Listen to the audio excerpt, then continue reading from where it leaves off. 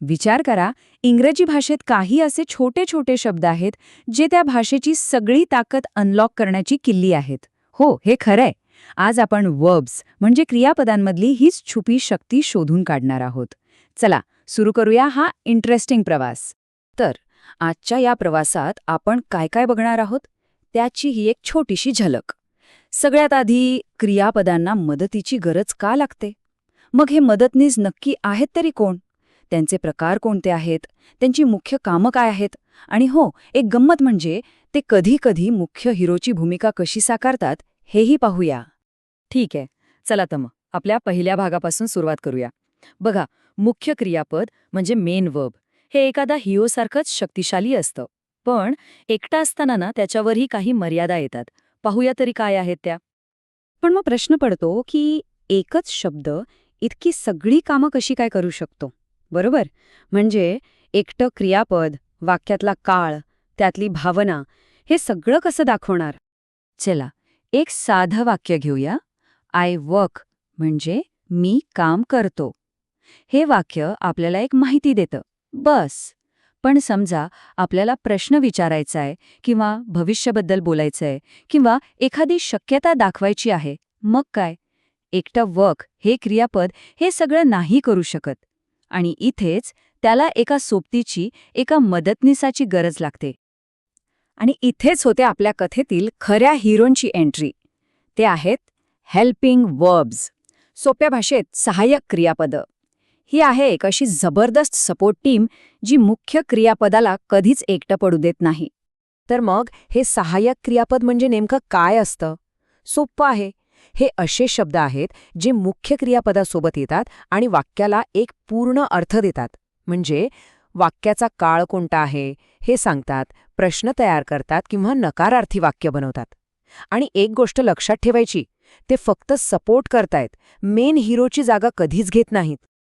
आता गंमत अशी आहे की या सपोर्ट टीममध्ये सुद्धा दोन वेगवेगळे गट आहेत. एक गट आहे जो रोजची बेसिक कामं सांभाळतो आणि दुसरा गट आहे स्पेशलिस्ट लोकांचा, जे वाक्याला वेगवेगळ्या अर्थाच्या खास छटा देतात. हे बघा, डावीकडे आहेत आपले प्राथमिक मदतनीस बी, हॅव आणि डू. यांना आपण रोजचे कार्यकर्ते म्हणू शकतो, जे व्याकरणाचा पाया पक्का करतात. आणि उजवीकडे आहेत मॉडल मदतनीस कॅन, विल, शुड. हे आहेत स्पेशलिस्ट्स. हे वाक्याला एक विशिष्ट मूड किंवा एक वेगळीच भावना देतात. चला, आधी या प्राथमिक मदतनीसांना जरा जवळून ओळखूया. पहिला आहे बी आणि त्याची ॲम, इज, आर, वॉज, वर सारखी रूपं. हे काय करतात तर क्रिया चालू आहे हे सांगतात. मग येतं हॅव म्हणजे हॅज आणि हॅड. हे सांगतात की क्रिया पूर्ण झाली आहे. आणि शेवटी डू म्हणजे डज आणि डेड. अरे वा, हे तर खूपच कामाचे आहेत. प्रश्न विचारायचे, नकार द्यायचा किंवा एखाद्या गोष्टीवर जोर द्यायचा, सगळीकडे हेच लागतात. आता वळूया त्या स्पेशलिस्टकडे, म्हणजे मॉडल क्रियापदांकडे. हे वाक्याला एक वेगळाच रंग देतात. जसं की कॅन तुमची क्षमता दाखवतं, मे वापरून आपण परवानगी मागतो, माईट म्हणजे शक्यता आहे, मस्ट म्हणजे ते काम केलंच पाहिजे, शुड वापरून सल्ला दिला जातो, आणि विल ते तर भविष्यातला आपला इरादा स्पष्ट करतं. तर मग ही सगळी सपोर्ट टीम मिळून नक्की काय काय महत्वाची कामं करते? चला, त्यांची 5 मुख्य मिशन्स कोणती आहेत ते पटापट बघूया. यांचं पहिलं आणि सगळ्यात महत्वाचं मिशन काळ तयार करणं. दुसरं, प्रश्न तयार करणं. तिसरं, त्यांच्यापुढे फक्त नॉट लावलं की झालं नकारार्थी वाक्य. चौथं, पॅसिव्ह व्हॉइस म्हणजे कर्मणी प्रयोग तयार करणं. आणि पाचवं, जे खूप इंटरेस्टिंग आहे, ते म्हणजे मुख्य क्रियापदावर जोर देणं. जसं आपण म्हणतो आय डू अंडरस्टँड, याचा अर्थ होतो मला खरंच समजतोय.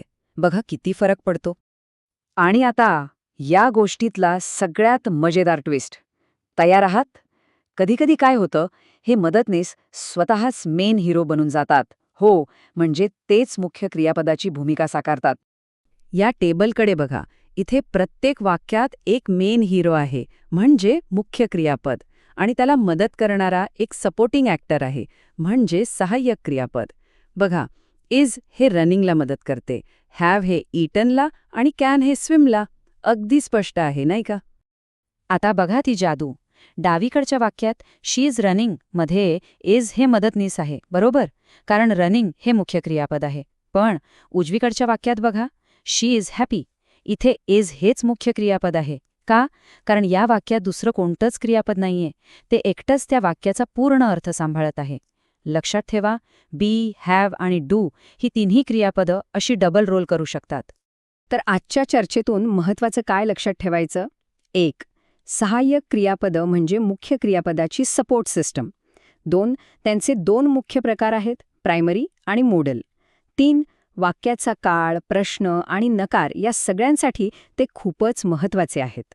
आणि 4. सर्वात महत्त्वाची गोष्ट, कधीकधी हे मदतनीस स्वतःच हिरो बनतात. तर आता या माहितीनंतर पुढच्या वेळी जेव्हा आपण काही वाचाल किंवा ऐकाल, तेव्हा आपल्या लक्षात येणारं पहिलं सहाय्यक क्रियापद कोणतं असेल?